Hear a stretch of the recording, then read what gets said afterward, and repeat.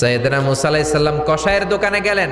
সারাদিন গোশত কাটার পরে বিকেলবেলা বড় একটা গোশতের টুকরা নিয়ে প্যাকেট করে বাড়ির দিকে রওনা হয়। সাইয়েদনা মুসা আলাইহিস সালাম তিনিও কসাইয়ের পেছনে পেছনে ছদ্মবেশে রওনা হয়ে যায়। সাইয়েদনা মুসা আলাইহিস সালাম পরিচয় গোপন করে বলে, আমি একজন মুসাফির, আজকে রাতে ও কসাই ভাই আপনার বাড়িতে থাকতে চাই। কসাই বলে, আহলান সাহলান, আসেন। পাশের ঘরে যে কসাই মাচার উপর থেকে বৃদ্ধা একটা নারীকে নামিয়ে নিজ হাতে গোসল করে টাওয়াল দিয়ে গা মুছে গোশত রান্না করে রুটি বানিয়ে রুটি আর গোশত এই বৃদ্ধা মহিলার মুখের মধ্যে তুলে দেয়। কসাই বলে, আমার মা প্রতিদিন রাতে খুশি হয়ে একটা পাগলা দোয়া করে। সাইয়েদনা মুসা বললেন, কি দোয়া? খুশি হওয়ার পরে চোখের পানি ছেড়ে দিয়ে হাত তুলে বলে, আল্লাহ, আমি আমার ছেলের উপর অনেক সন্তুষ্ট।